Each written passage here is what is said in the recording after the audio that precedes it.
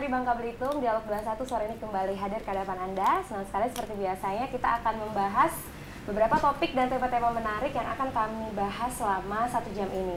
Dan bersama saya Siska Ayu Utami, sore ini kita akan membahas tema yang sangat menarik, khususnya untuk pemirsa yang mungkin ingin memulai wirausaha atau sekarang sudah menjadi pengusaha. Karena seperti yang kita tahu, sepertinya di Bangka Belitung ini tingkat pengangguran ini semakin banyak dan ruang ketersediaan lapangan kerja juga semakin sedikit.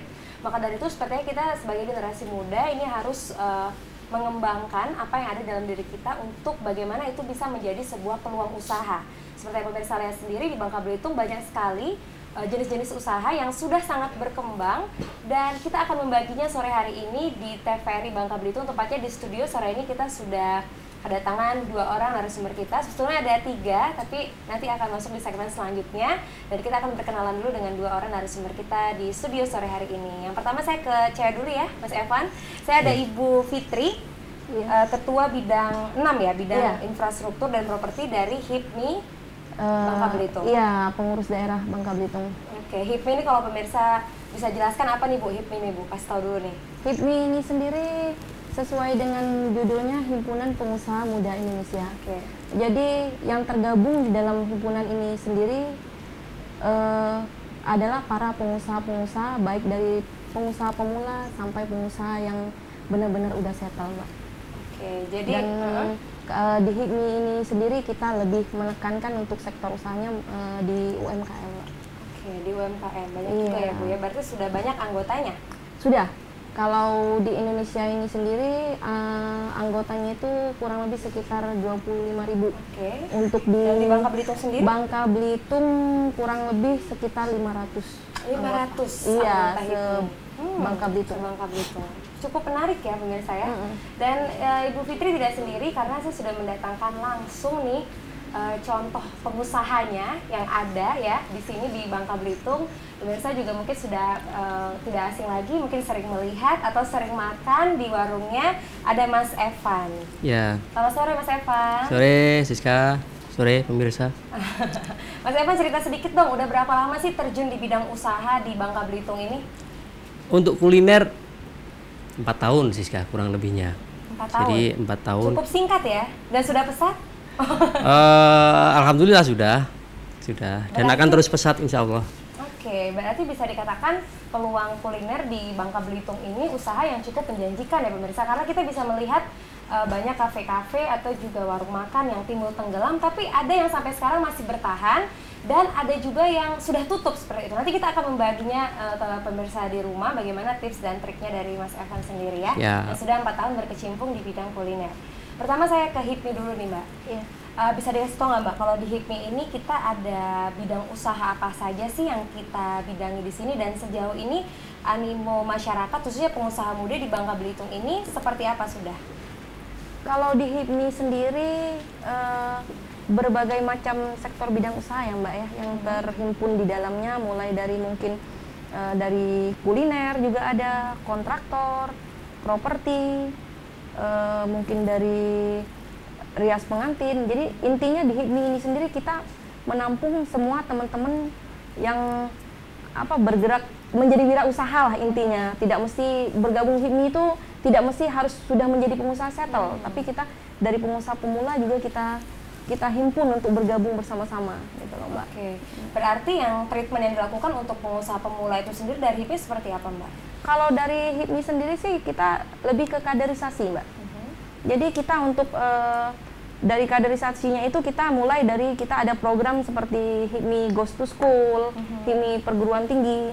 Jadi dari adik-adik kita yang mungkin yang masih sekolah menengah atas sampai ke perguruan tinggi, ya kita udah mulai mengkaderisasi mereka. Jadi di mana nanti kita memberikan semacam mental kepada mereka, gimana nanti setelah mereka menyelesaikan sekolahnya itu tidak mempunyai mental melulu pengen kerja sama orang. Bagaimana untuk menjadi wirausaha, sehingga nanti ketika mereka selesai sekolah ataupun selesai dari perguruan tingginya, mereka sudah mempersiapkan diri untuk membuka usaha ataupun menjadi wirausaha. gitu. Oke, berarti ini juga di HIPMI sendiri ini untuk tingkat pengangguran juga mungkin lebih ditekan ya Mbak ya? Iya, bergabung dengan HIPMI ini. memang tujuannya kita seperti itu Mbak. Jadi kenapa kita mulai kaderisasinya dari HIPMI Goes to School dan HIPMI perguruan tinggi, salah satu tujuannya seperti itu. Jadi supaya mereka nanti begitu menyelesaikan sekolahnya tidak menambah lagi pengangguran. Gitu. Justru dengan mereka berwirausaha, setidaknya mereka menciptakan lapangan pekerjaan, walaupun lapangan pekerjaannya kecil, setidaknya seperti itu. Seperti contohnya, misalnya mereka membuka usaha kecilan atau contoh yang sudah kita jalankan saat ini ada dari HIPMI perguruan tinggi itu mereka sudah mulai buka gerobak di pinggir jalan gitu, mulai berwirausaha kuliner. Setidaknya kan mereka dari mereka sendiri mereka tidak jadi pengangguran dan mereka sudah bisa menyerap tenaga kerja 1 sampai 2 orang. Nah, kita hitung aja dari satu mahasiswa sudah menyerap tenaga kerja 1 sampai 2 orang. Bagaimana dari 1000 mahasiswa misalnya yang tamat pada tahun ini kalau mempunyai mental seperti itu, kan banyak teman-teman lebih banyak lagi lebih banyak lagi pengangguran yang tadinya menjadi pengangguran bisa bekerja. Itu, Mbak. Saya ke Mas Evan dulu. Ini kita untuk mengurangi angka pengangguran, Mas. Ini kalau kita bisa curhat sedikit, emang Mas ini awalnya terjun di kuliner seperti apa? Apa memang sudah tergerak untuk tamat sekolah kalau bisa kayak seperti kata Mbak tadi ada pemikiran jangan sampai nganggur atau bekerja dengan orang yang saat ini juga lapangan pekerjaan sulit seperti itu. Ini awal mula sendiri Mas berbisnis ini bisa diceritakan nggak dari mana niatnya gitu? Ya, jadi begini, niatnya sudah pasti untuk menaikkan taraf hidup, begitu. Benar ya. Dulu saya ngeband, jadi saya ngeband tuh 5 tahun muter-muter gitu kan, kontrak di sana 2 bulan, di kota sini 2 bulan, jadi dari pulau ke pulau, yang belum ke Irian Jaya sana belum pernah. Dan ternyata setelah 5 tahun berada di dunia entertain, ada sesuatu yang mengganggu pemikiran saya, yaitu tentang standar kehidupan itu sendiri. Kayaknya kalau gue di sini terus kayaknya kurang sesuai nih, gitu. Makanya saya mencoba untuk peruntungan baru membuka usaha kuliner yang saya tadinya belum bisa sama sekali, belum ngerti, belum punya bekal sama sekali dalam hal perkulineran. Tapi tidak menutup kemungkinan bahwa ternyata bisa gitu. Jadi untuk teman-teman semua yang ada di rumah, kadang-kadang nggak perlu kita siap-siap dulu, ya kita belajar dulu, gitu, action aja dulu gitu. Dan ternyata dari seorang yang dari dunia entertain sebelumnya masuk ke dunia kuliner, ya bisa tuh baik-baik aja gitu kan. Penting kemauan ya. Nah, yang penting kemauan Ibu, benar. Seperti itu Siska. Tapi agak sulit nggak sih Mas? Ini kan kita berarti latar belakang kita sangat berbeda. Misalnya saya punya orang tua yang memang sudah berusaha sebelumnya, itu berbeda. Mungkin saya punya backgroundnya atau bisa nurut-nurut orang tua gitu. Tapi kalau yang benar-benar dari nol, ini seperti Mas sendiri, ini memupuk rasa percaya dirinya itu seperti apa Mas? Yang penting niat. Yang penting niat. Kadang-kadang nggak percaya diri juga. Oh gitu. Oh iya, nonsen kalau ada yang bilang, gua percaya diri deh, mau buka kuliner lah, nggak bisa masak gimana gitu kan. Saya dulu nggak bisa masak loh. Dulu nggak bisa masak, sampai sekarang juga. Artinya. Tapi cabang makanannya udah di mana-mana ya? Iya, artinya tidak menutup kemungkinan bahwa seseorang yang nggak bisa masak sekalipun ternyata bisa buka usaha kuliner gitu. Dan ini juga berlaku dalam bidang yang lain tentunya. Intinya yang penting niat. Kalau udah niat, nanti insya Allah jalannya akan akan muncul walaupun kadang-kadang ada kendala-kendala yang memang kita harus lewati, yang memang kita harus lalui itu semua. Seperti itu. Tapi Mbak Fitri, kalau kita melihat grafik tren grafiknya ini seperti kayak Mas Evan dan mungkin pengusaha-pengusaha lain yang baru merintis seperti yang Mbak cerita tadi, ada anak-anak sekolah yang sudah mulai berusaha. Itu memang kalau melihat tren grafiknya di HIPMI, peminatnya itu semakin bertambah atau seperti apa? Minatnya semakin bertambah, cuma agak lamban Mbak. Karena agak lamban, mungkin tadi sebagian besar masyarakat yang ada di Bangka Belitung ini sendiri menganggap HIPMI itu adalah kumpulan para pengusaha-pengusaha muda yang sudah settle. Betul. Jadi, betul kan? Betul, Jadi, itu mindsetnya juga seperti itu Mbak. Iya, Kalau mau bergabung dengan HIPMI, saya harus punya usaha yang sudah settle Iya. berapa tahun baru saya bilang boleh gabung. Padahal enggak Mbak, padahal Oke. enggak. Nah di sini saya meluruskan, padahal enggak. Jadi di HIPMI itu sendiri tidak hanya menghimpun para pengusaha-pengusaha muda yang sudah settle, tapi kita bahkan di HIPMI ini sendiri kita menciptakan Mbak, menciptakan pengusaha pemula. Pengusaha pemula dalam artiannya mereka yang tadinya belum menjadi pengusaha, bagaimana untuk menjadi pengusaha. Yaitu tadi salah satu caranya kita mengkaderisasi adik-adik kita yang mulai dari menengah sekolah atas, itu SMA ya, di kejuruan, di perguruan tingginya. Nah, kita Yang penting mungkin dia punya adanya seperti kata Mas Evan tadi ya Mbak ya.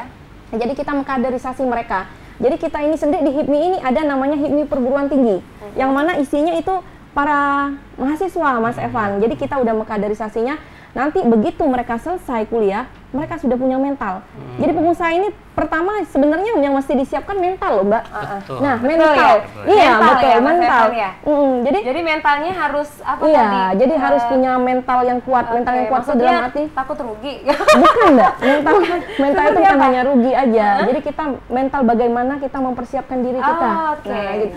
Karena kan yang namanya kita berwirausaha, kita begitu mungkin buka suatu usaha, kita beda dengan karyawannya. Kita begitu masuk kerja bulan depan kita udah hitung-hitungan ya dapat gaji ya Mas ya. Kalau kita di wirausaha kan nggak seperti itu Mbak. Nah seperti itu bagaimana kita mempersiapkan mental ketika usaha kita mungkin sebulan, 2 bulan belum berjalan, tapi kita tetap punya keyakinan. Saya yakin ini saya pasti berhasil. Nah itu yang terkadang belum dimiliki para pemuda-pemuda kita, anak-anak muda zaman sekarang. Padahal Padahal ada takut-takutnya. iya, gitu rasa ya, Mbak, ketakutannya, bagaimana takut nggak berhasil. Iya. Nah, saya juga begitu. gitu Mbak. Makanya saya nggak mulai-mulai. Karena saya masih takut kan, nanti laris nggak? Bisa saya dagang apa tuh? Nanti ada yang beli nggak? Terus masih ya mungkin seperti itu. Pasang surutnya seperti apa sih Mas Evan, bisa diceritakan nggak dari awalnya mungkin sebagai motivasi juga. Nah seperti mungkin pemirsa ada belum tahu kalau Mas Evan ini ada salah satu warung makan ya di Jalan Balai ya, dan itu cabangnya sudah ada di beberapa provinsi, di kabupaten kota. Ini sudah ada di Bangka Belitung. Ini baru 4 tahun dan sudah ke 7 kabupaten kota. Itu menurut saya sesuatu yang sangat wow gitu ya. Mas Evan, pasang surutnya gimana sih? Biasanya surut gini, setiap apapun itu Iya. pasti mengalami Pasang fluktuasi surut. naik naik pasang turun. surut. Gitu. Termasuk juga di usaha, kebetulan yang saya bidangi adalah kuliner, gitu ya. Lebih-lebih sekarang ini kita dihadapkan pada sebuah kondisi krisis yang wow sekarang ini kan. Daya belinya kan sekarang ini lagi menurun. dan jelek banget gitu. Ini pastinya mengalami penurunan juga di sektor kami, apalagi di sektor-sektor yang lain. Iya. Karena kami kan berada di sektor kuliner pangan ya, artinya itu kebutuhan primer yang orang harus cukupi tiap hari. Orang kan nggak mungkin karena krisis terus nggak makan kan, enggak. Krisis tetap makan walaupun mungkin yang dimakan beda kan gitu. Tapi kalau misalnya jual baju, karena krisis akhirnya nanti beli bajunya nanti deh, dipending 3 bulan kan gitu bisa. Iya. Tapi kalau makan kan nggak bisa. Nah kebetulan yang kita bidangi adalah kuliner, jadi pasang surutnya lebih ke daya beli. Itu yang pertama. Yang kedua, biasanya kendala-kendala itu muncul di awal. Awal memulai usaha Di awal, itu 1 sendiri. tahun pertama itu memang itu kita pembenahan yang sifatnya teknis internal, benahin sistem inilah, itulah karena saya berangkat dari yang nggak ngerti apa-apa gitu kan, yang benar-benar trial error, begitu terjun, wih ternyata butuh nomor meja gitu, bikin nomor meja, oh rupanya wajahnya kurang 2 misalnya, itu kan kita tahunya setelah kita praktek gitu. Nah kendala-kendala ini yang memang harus kita lewati, supaya menjadi sebuah standar yang layak gitu, standar yang bisa jalan nih, seperti itu Siska. Oke. Berarti memang apalagi kalau di bidang kuliner ini seperti yang kita lihat kan tadi ada, saya bilang sendiri ini ada kadang-kadang buka, tutup, rame, enggak. Itu berarti termasuk pasang surut ya Mas ya? Betul. Dan itu untuk mempertahankannya seperti apa? Karena kita sudah 4 tahun dan bisa settle sampai dengan sekarang, itu gimana? Yang jelas di semua hal, nggak hanya kuliner, itu kuncinya satu sih tekun ya Bu ya. Melakukan inovasi Tekun, lah. tekun. Iya. Kadang-kadang Iya, gini, iya. analoginya kita mungkin sedang berada di sebuah jalan tol, macet di situ, nggak ada yang bisa kita lakuin apapun selain hanya nunggu dan pasrah. Loh, ini kadang-kadang harus kita lewati juga kondisi Iya, seperti benar. ini gitu. Bukan lantas kita macet di tengah tol tuh, kita butuh ide brilian nih, apa idenya apa? Terbang. Itu kan nggak mungkin juga kan gitu. Sama ketika kita berusaha, ketika dihadapkan pada suatu kondisi yang memang kondisinya mengharuskan atau ya memang kondisinya seperti itu harus dilalui, ya udah dilalui. Nah, disinilah dibutuhkan mental tadi Bu, Iya, mental yang siap untuk menghadapi segala resiko gitu. Nah, resikonya termasuk itu salah satunya begitu. Oke, berarti memang harus siap mental dulu Iya, ya. harus siap Selain mental, Mbak. niat, pemirsa juga yang mau memulai usaha masih ragu-ragu, mungkin sekarang memang harus dipersiapkan mental dari kita dan niat dan tekun. Kalau sudah dijalani seperti kata Mas Evan tadi, 1 tahun pertama pasti akan ada pasang surutnya. Entah di kita kayak misalnya di kuliner kita nggak tahu ternyata wajan kita kurang dan yang pelanggannya harus nunggu lama, atau juga kita membutuhkan nomor meja, itu memang ada kiat-kiat tertentu di situ. Tapi kalau di HIPMI Mbak, kita mau memulai itu, kita bagaimana cara menumbuh kembangkan itu? Apa kita ada seperti semacam teorinya, atau kita ada kelas khusus, atau seperti apa kalau di HIPMI? Kalau di HIPMI sendiri kita nggak ada kelas khusus ya Mbak ya, karena memang di HIPMI sendiri kan memang di situ memang udah terhimpun para pengusaha ya. Jadi mungkin kita lebih banyak melakukan sharing ya. Sharing kita kan memang udah ada agenda-agendanya di dalam kepengurusan kita, setiap tahunnya kita ada agendanya Mbak. Mungkin di situ kita lebih kepada sharing. Sharing mungkin dari pengusaha yang sudah settle ke pengusaha yang mungkin yang baru mau mulai, pengusaha yang berada di tengah-tengah, saling memberi ilmu dan memberi keyakinan sama mereka bagaimana melalui semua itu. Dan mungkin ada informasi-informasi seperti mungkin pelatihan-pelatihan untuk para pengusaha pemulanya. Lebih seperti itu Mbak. Tapi yang diminati sejauh ini apa Mbak? Memang lebih ke kuliner atau bisnis properti atau seperti apa? Kalau di HIPMI, karena di HIPMI itu sendiri beraneka ragam ya pengusaha yang ada di sana. Kalau yang lebih diminati, saya pikir semuanya yang mendominasi? Yang mendominasi kalau di HIPMI sendiri memang kuliner ya, Oh, lebih memang kuliner ya. Terutama pengusaha pemulanya Mbak. Mereka lebih Kayak bermain di makanan kuliner, kekinian gitu karena ya, kan Mbak ya? kalau kuliner ini sendiri untuk membuka sebuah usaha kuliner itu sebenarnya tidak membutuhkan modal yang besar. Ada kemauan seperti saya bilang tadi, dengan modal gerobak sudah bisa membuka usaha kuliner. Nah, disitulah kita mulai merintiskan mungkin dari bawah, nengah sampai ke atas. Ya, gitu, tinggal Mbak. mentalnya aja Iya, berarti ya Mbak ya, bisa atau tidak untuk bertahan di industri kuliner itu sendiri. Iya. Tapi Mas Evan bisa ceritain nggak, ini kan termasuk sulit nih Mas untuk mempertahankan. Selama ini kita lihat sendiri banyak makanan-makanan kekinian yang mungkin cuma bermodalkan gerobak, tapi awalnya dia gencar banget tuh di sosmed, di mana-mana, rame di awal, tiba-tiba di pertengahan bulan menghilang, ujung-ujungnya ya tutup gitu loh Mas. Nah itu sendiri kiat-kiatnya apa Mas supaya bisa tetap stay sampai dengan sekarang ini kuliner di Babel ini, kalau melihat grafiknya itu seperti apa fenomenanya? Grafiknya begini, saya kurang memahami soal grafik, tapi paling tidak untuk menghadapi kondisi itu memang yang saya lakukan dan tim saya lakukan adalah selalu do our best, artinya melakukan yang terbaik yang kita bisa. Itu aja pokoknya prinsipnya. Kadang-kadang saya juga ditanya tentang persaingan gitu ya. Ini saat ini kan persaingan sedang ketat nih gitu. Dan saya jawab, oh ini kita sedang bersaing toh. Saya nggak tahu gitu. Karena di dalam kamus tim saya nggak ada namanya persaingan. Semua sinergi gitu. Tipsnya untuk memenangkan persaingan, pertama jangan bersaing. Lakukan ya. Lakukan aja. Jangan tanda kurung berpikir bersaing. Karena ketika kita berpikir kita saingan, maka orientasi kita adalah kalah menang, dan itu nggak bagus menurut saya. Yang pertama, nggak usah terlalu memikirkan persaingan. Yang kedua, terus lakukan yang terbaik. Iya. Itu aja. Masakan ya harus enak dalam konteks kuliner ya. Produk harus layak jual, harus benar-benar bisa diterima gitu. Yang kedua, kalau kuliner kaitannya sama pelayanan, kecepatan, keramahan. Pokoknya lakukan yang terbaik yang kita bisa. Itu. Yang terakhir, pasrah. Doa ya. Iya, pasrah, berserah diri pada Tuhan. Pokoknya kita udah melakukan yang terbaik, sudah ya kan. Udah diatur rezekinya ya. Udah diatur. Tuhan tuh nggak akan rezeki Tuhan nggak akan meleset 1 senti pun, 1 rupiah pun nggak akan meleset. Gitu. Tapi ini fenomena di Bangka ini unik ya Mas, seperti yang kita cerita tadi ya. Kadang-kadang di awal makanan itu rame sekali, terus di pertengahan dia mulai redup, terus di awal itu pasti selalu rame. Nah kalau memang kalau melihat fenomena baru buka sendiri Mas, kita berbicara misalnya warung makan Mas itu baru buka gitu, itu memang seperti itu tren di orang Bangka ini, dia suka mencoba hal yang baru, lalu kalau tidak selera atau tidak sama dengan apa yang dia ingin, dia langsung lari, khususnya di bidang kuliner yang kita bicara. Oke.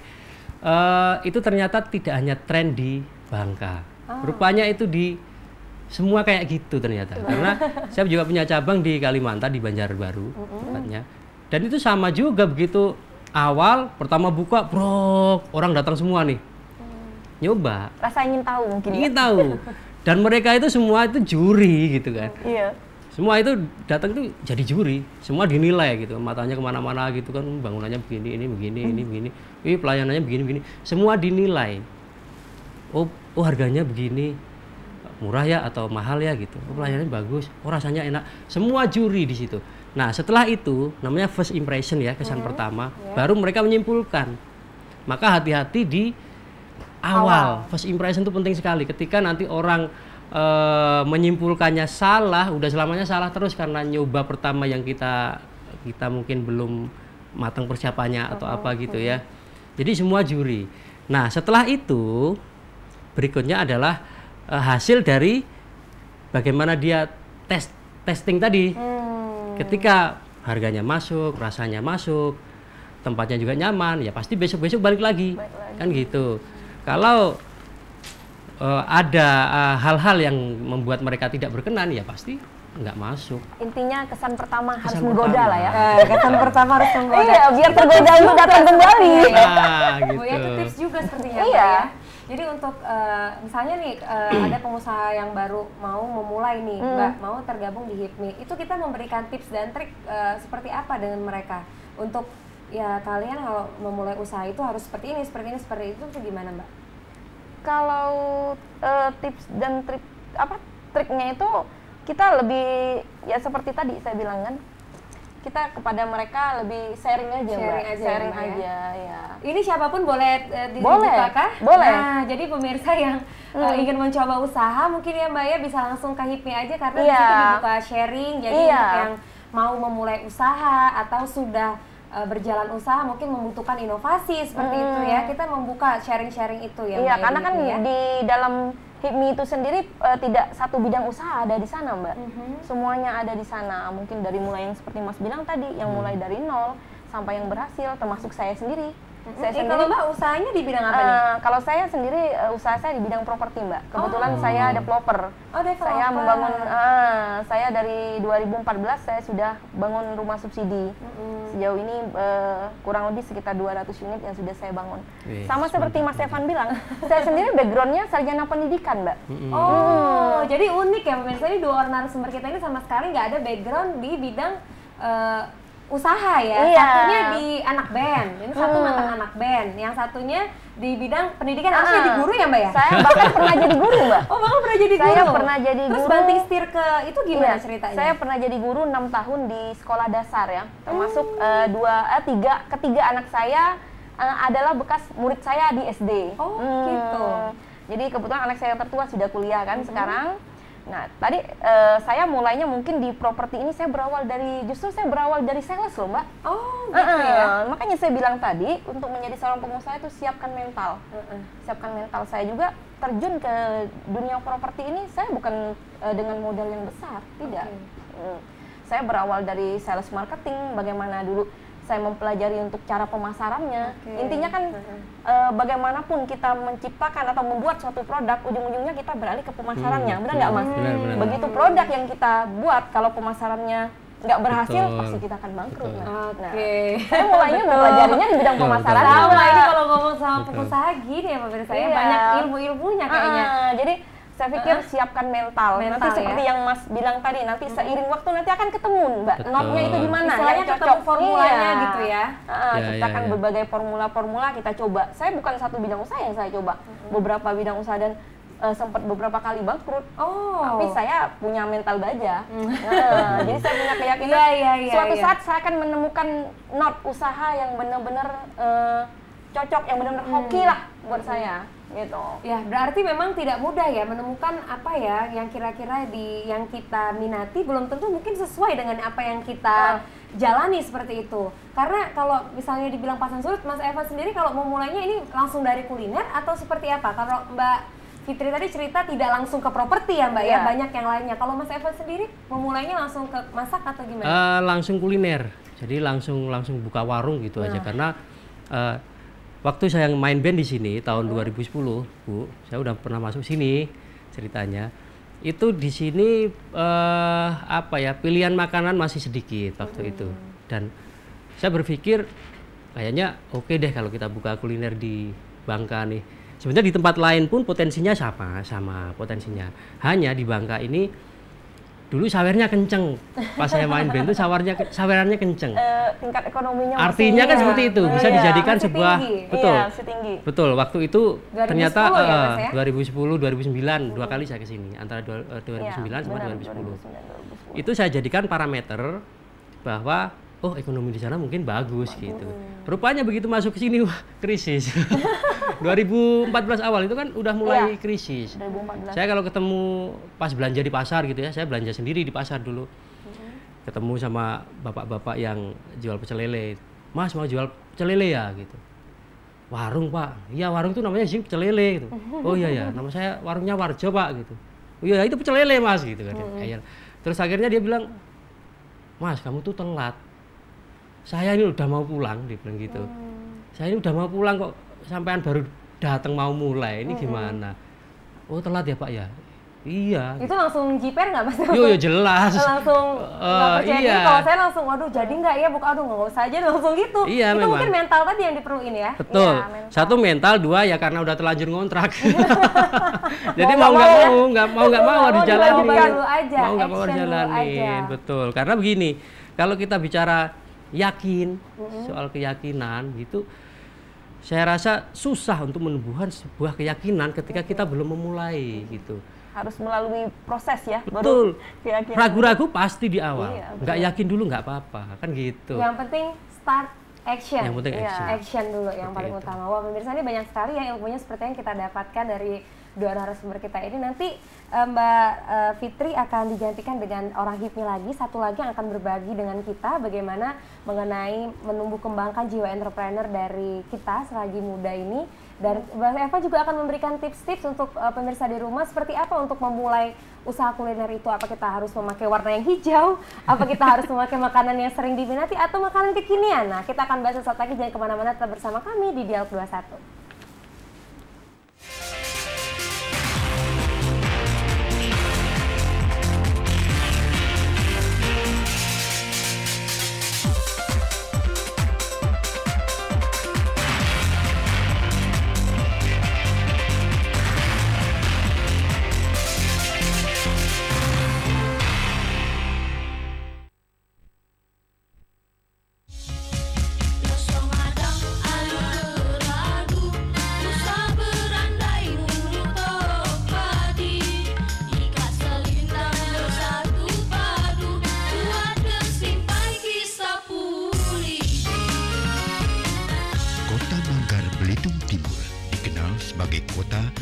Jajaran warung-warung kopi di setiap sudut jalan.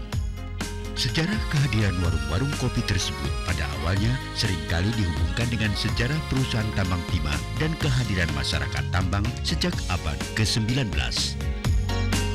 Hingga kini, Budaya bercengkerama di warung kopi menjadi kebiasaan dan bagian dari kehidupan sehari-hari masyarakat Manggarai, baik untuk sekedar berbincang dengan teman-teman atau bahkan menjalin pertemanan baru. Kota Manggarai, Belitung Timur, kota 1001 warung kopi.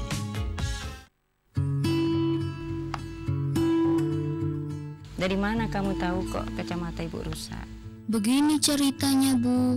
Sewaktu Gilar pulang sekolah, Gilar melihat ibu susah sekali memasukkan benang ke jarum. Ternyata kacamata ibu sudah rusak. Tanpa berpikir panjang, aku memecahkan celenganku.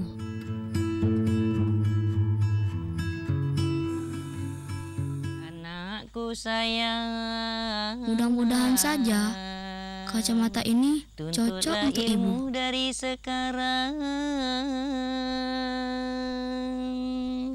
pintar di sekolah, jadilah engkau harapan bangsa dan negara.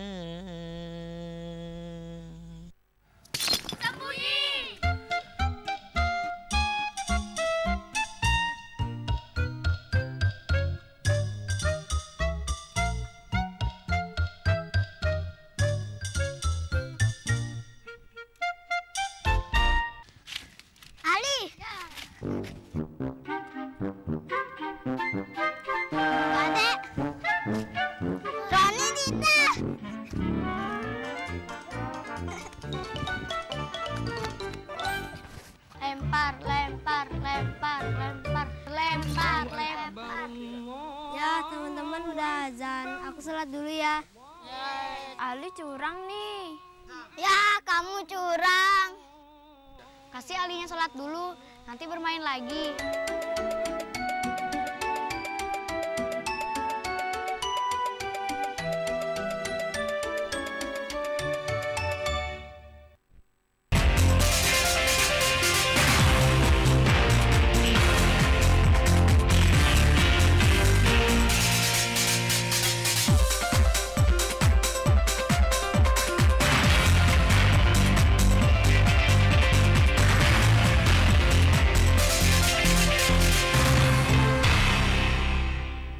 Terima kasih pemirsa TVRI Bangka Belitung, Anda masih bersama kami di Dialog 21 dengan tema Membangun Generasi Muda Berjiwa Entrepreneur. Nah, tadi di segmen awal kita sudah berbicara dengan Himpunan Pengusaha Muda Indonesia Bangka Belitung. Tadi ada dari bidang 6 ya, kalau saya tidak salah, ada Mbak Fitri yang sudah banyak berbicara tentang apa itu HIPMI, dan ternyata bagi pemirsa sendiri yang ingin memulai usaha itu bisa tergabung dalam HIPMI itu sendiri, karena di situ juga nanti akan ada sharing seperti itu yang akan bisa menambah pengetahuan tentang kita yang ingin memulai usaha itu sendiri. Jadi tidak harus tergabung, tidak harus menjadi pengusaha yang sudah settle lalu langsung ke HIPMI. Dan tadi juga Mas Evan sebagai pengusaha kuliner di Bangka Belitung ini sudah banyak berbicara tentang kiat-kiatnya seperti apa untuk memulai usaha. Yang penting niat, dan jangan banyak mikir, pokoknya action dulu aja deh gitu ya Mas Evan ya. Ini betul. Di segmen kedua kita sudah kedatangan yang sangat cantik juga pemirsa, ini dari HIPMI Bangka Belitung juga. Ada Mbak Rahma ya, Mbak aja lah ya, nggak usah itu ya. Iya, kalau kita di HIPMI malah dianjurkan kalau untuk yang laki-lakinya abang, kalau kitanya Ayu berarti kan? Oh Ayu, iya, boleh. Mbak boleh. Saya panggil Ayu Rahma juga nggak apa-apa ya, biar sama kayak di HIPMI ya pemirsa ya.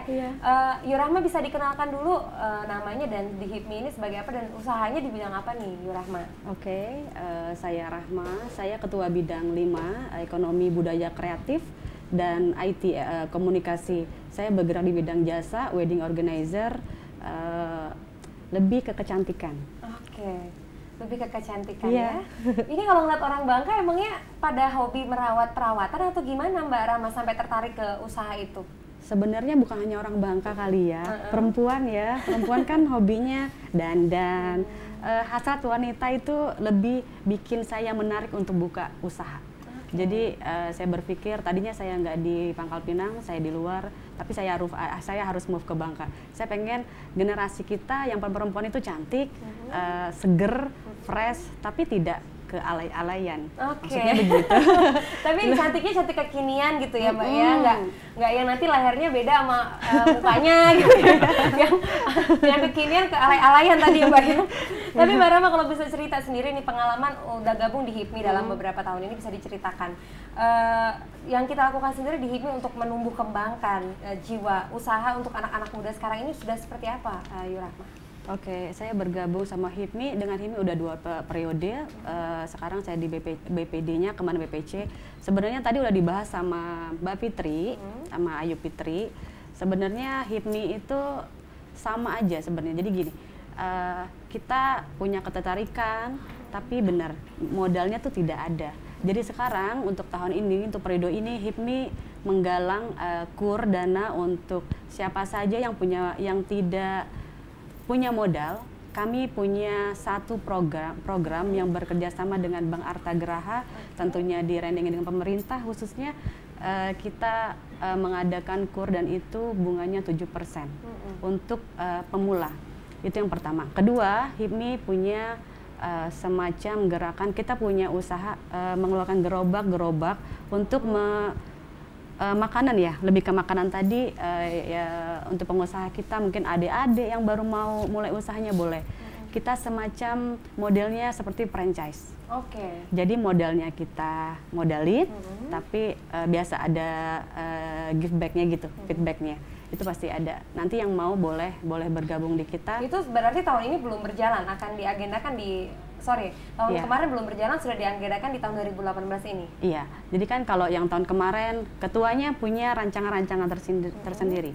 Kalau yang ini kita punya rancangannya begini gitu loh. Jadi kita melihat yang tadi Mbak Fitri bilang benar, pengusaha muda itu kalau mau gabung di HIPMI kelihatannya eksklusif ya, gitu kan. Padahal enggak. Jadi benar kita gabung dari HIPMI PT, dari yang SMA pun, Goes to School, kita semuanya kita rancang, kita bawa mereka semuanya. Yang gabung boleh silakan ke HIPMI, kita welcome sekali. Oke. Tapi ini kalau misalnya bisa dibilang kan generasi yang kita harus tekankan di sini adalah generasi muda ya Mbak ya. Nah ini sendiri untuk treatment ke anak-anak muda Bangka Belitung sendiri seperti apa? Kalau tadi sudah diceritakan ada di perguruan tinggi, di situ ada di sekolah, itu sudah berjalan sebagaimana di HIPMI sendiri? Kalau HIPMI PT itu udah berjalan dari tahun kemarin juga udah jalan.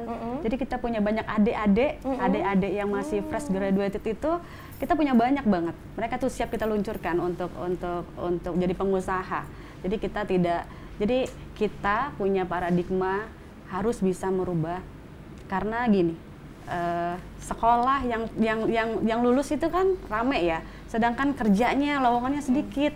Jadi gimana ya caranya ya? Kita gimana ya?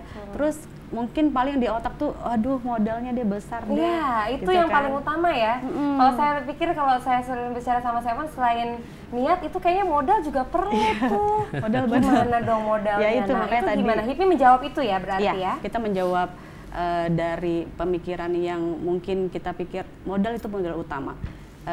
Tadi kita pertama kita jalani yang udah bekerjasama dengan Bank Arta Geraha, dan mudah-mudahan UMKM kita sangat dengan pemerintah itu kita perlu dukungan banget.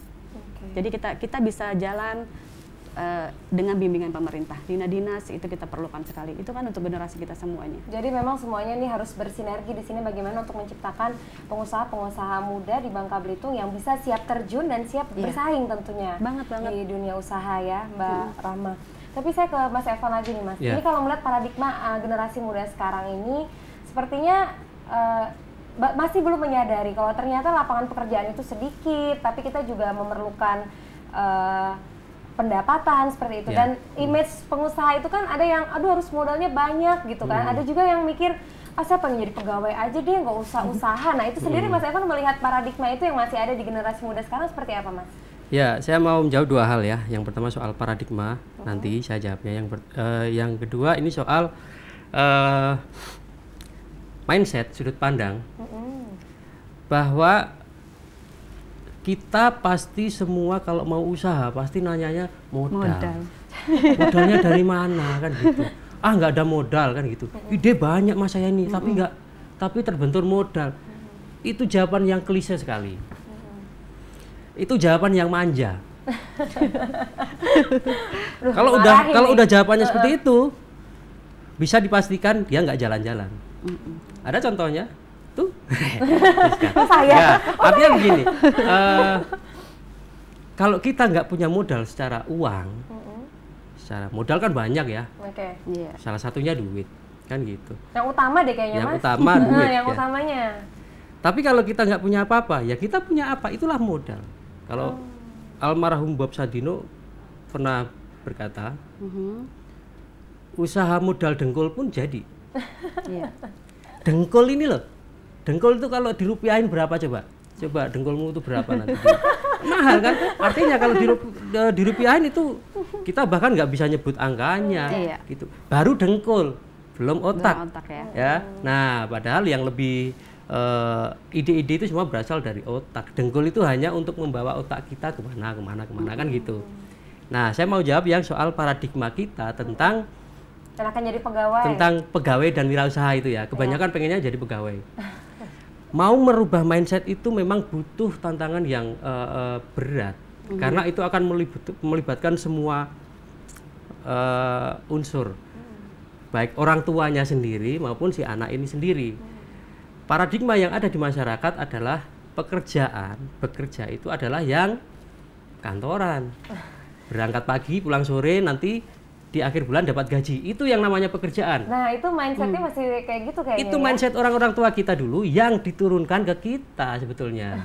Secara kita nggak sadar, turun-temurun, doktrin itu turun pada kita. Contoh nih, ya didoain kan. Sekolah yang rajin ya nak, gitu, supaya jadi dokter. Sekolah yang rajin ya nak, supaya jadi insinyur. Nggak pernah orang bilang, orang tua yang sekolah yang rajin ya nak, supaya bisa bangun rumah sakit, supaya dokter-dokter nanti bisa bekerja di kamu. Wah, amin. Itu kan nggak ada yang begitu. Ya, bener. Nah, sekolah yang benar ya nak, supaya jadi pilot. Nggak pernah ada yang bilang sekolah yang benar ya nak, supaya jadi pengusaha yang punya kapal terbang banyak, nanti banyak pilot yang nanti bekerja pada kamu. Gitu, nggak ada. Artinya apa? Artinya mindset ini sudah ditanamkan oleh orang tua kita sejak kita kecil bahkan sampai sekarang. Akhirnya ke bawah dalam perilaku kita sehari-hari seperti itu, Siska. Makanya ketika mau merubah mindset itu, ya nggak bisa serta-merta memang. Nggak bisa serta-merta. Mungkin generasi kita berikutnya yang akan lebih memahami soal ini. Tapi di kita memang ini agak sulit karena ini masa transisi gitu. Iya. Pokoknya kalau misalnya udah bekerja di kantoran yang pergi pagi, pulang sore tadi dengan berseragam itu udah wow ya. Padahal kalau misalnya kita sebagai pegawai nih, kita juga pengen kalau sekarang ini melihat yang kayak Mbak Rahma misalnya dengan tampilannya kan seperti ternyata pengusaha kecantikan tetap bisa ini, tapi ternyata merubah mindset itu sulit. Tapi dukungan itu sebenarnya seperti apa Mbak? Apa kita juga ada orang tua harus mendukung di situ atau seperti apa Mbak Rahma kalau bisa dianalisa? Saya tadi agak tersentil dikit dengan omongannya Mas Evan. Saya biasa nyentil. Tidak, jadi gini, kenapa HIPMI itu ada? Jadi HIPMI itu ada kita untuk merubah paradigma yang dibilang tadi, bukan hanya ya saya harus jadi pengusaha, enggak. Saya pun terus terang dari anak saya senang dari kecil. Anak saya kecil-kecil saya sudah pakai baju I'm big boss. Saya udah suka begitu. Bukan untuk tingkat kemewahannya, bukan. Saya menanamkan itu. Sekali benar yang tadi ditanyain. Tiba-tiba anak saya masih SD waktu itu, dia bertanya, Bunda, saya mau kuliah mobil, komunik IT, dia gituin kan. Mobil, saya gituin kan. Bikin mobil, saya langsung begini, kuliahnya mau di mana? Di luar negeri. Saya langsung twing gitu kan. Berpikir tuh rupiah gitu kan. Saya udah berpikir begitu dari anak saya kecil. Terus tiba-tiba saya ngomong gini, boleh nak, tapi kamu hanya mendesain. Kamu hanya idenya, kamu punya otaknya, tapi bukan untuk mendesain mobilnya, bukan untuk bekerja, tapi kamu harus menjadi ownernya. Saya udah ditanamkan itu dari kecil. Iya, saya tadi bidang 5 yang memang di situ ada komunikasi IT. Jadi saya benar-benar sekarang ini karena semua orang udah pegang handphone semuanya kan. Sebenarnya handphone ini luar biasa pengaruhnya. Jadi kita punya target khusus di bidang saya pengen punya pengen nanti ke depannya digital planner itu harus ada. Jadi planner itu bukan makan, bukan jasa, tapi digital planner. Anak-anak sekarang lihat pulang sekolah udah anak saya juga gitu kan, main handphone. Saya bilang nih nak mau jadi apa gitu kan. Kalian udah Tuhannya tuh udah kiblatnya ke handphone. Saya berpikir handphone ini oke lah. Gimana bisa menghasilkan? Iya. Saya kalau pengusaha selalu kayak gitu berpikirnya ya. Iya.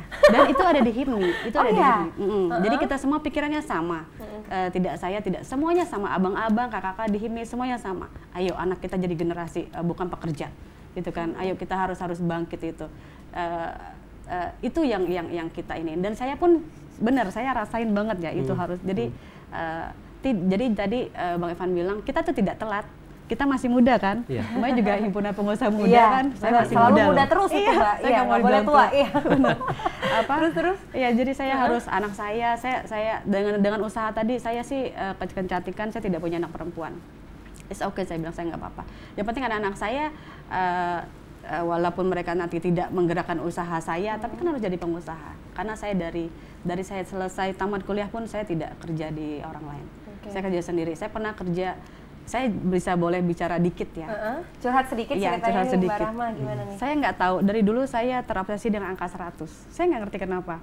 Dari kecil saya senang SD. angka 100? Iya, karena mungkin bener sama orang tua saya dari kecil dulu kalau di uang sekolah dikasih uangnya hanya 100. Dan nilainya juga mungkin 100 Mbak? Iya 100 kan. Jadi suka angka 100? Terus yang impact-nya ke depan ini? Saya berpikir kalau saya kerja, saya tidak akan berpenghasilan di 100 juta kan. Oh iya. Gitu kan. Mantap. Saya harus. Mantap tuh. Saya harus punya. Mantap tuh. Iya, jadi saya harus punya usaha walaupun itu tidak langsung saya dapat tidak. Jadi tapi usaha saya untuk imbas ke situ ada sekali. Saya tidak tahu. Jadi kadang-kadang kalau saya lihat uang 100 itu saya aduh gitu kan. Di hati ini aduh sedih ya. Tapi kok saya suka sekali dengan angka 100. Sampai nomor handphone saya pun ada 000. Saya suka sekali angka itu. Itu hanya cerita sedikit. Iya, itu hanya filosofi tapi ternyata bisa membawa dampak baik ke kita ya. Jadi ujung-ujungnya kita jadi kalau bisa 100 itu nolnya semakin banyak semakin banyak. Wah, itu bagaimana ternyata nanti kita akan cerita deh apa memang kedua orang pengusaha kita ini ada kekecewaan tersendiri, pernah jadi pegawai tapi nggak terlalu srek atau gimana, nanti kita akan cerita lagi di segmen terakhir, sekaligus juga mereka berdua akan membagi tips dan trik buat kita bagaimana caranya menjadi pengusaha muda yang settle dan siap bersaing tentunya di Bangka Belitung ini. Jangan kemana-mana, kita akan kembali setelah jeda berikut, tetap bersama kami di Dialog 21.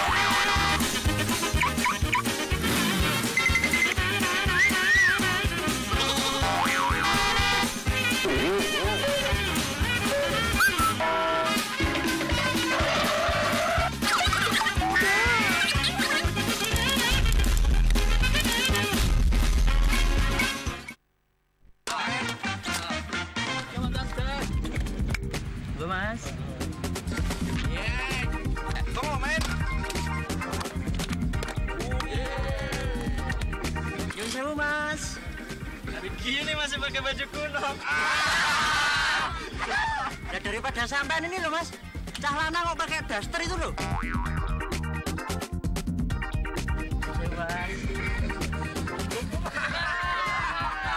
Tarian jagul bro.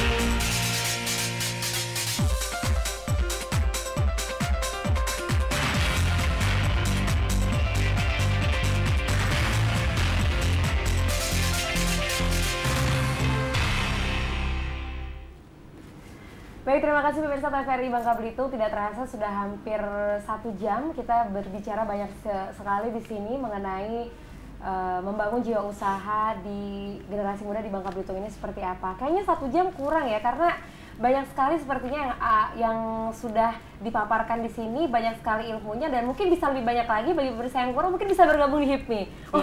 Jadi terbuka lebar di sini ya. Nah, jadi kita sudah berbicara banyak sekali tadi. Ada pengusaha kuliner di sini, ada dari Himpunan Pengusaha Muda Indonesia Bangka Belitung juga, yang ternyata Mbak Rahma ini juga merupakan pengusaha di bidang wedding organizer di sini. Oke, Mbak, ini tadi saya pernah tersentil nih. Ini dua-duanya nih memulai usaha apa memang udah pengen jadi pengusaha dari kecil, kayaknya mungkin ya. Tapi apa karena pernah kekecewaan dengan menjadi pegawai atau seperti apa yang membuat aduh kayaknya saya usaha aja deh gitu, Mbak? Oke, Mas Evan dulu. Saya dulu. Saya belum pernah jadi pegawai. Belum pernah jadi pegawai. Jadi tamat sekolah langsung usaha? Ya langsung nggak jelas gitu.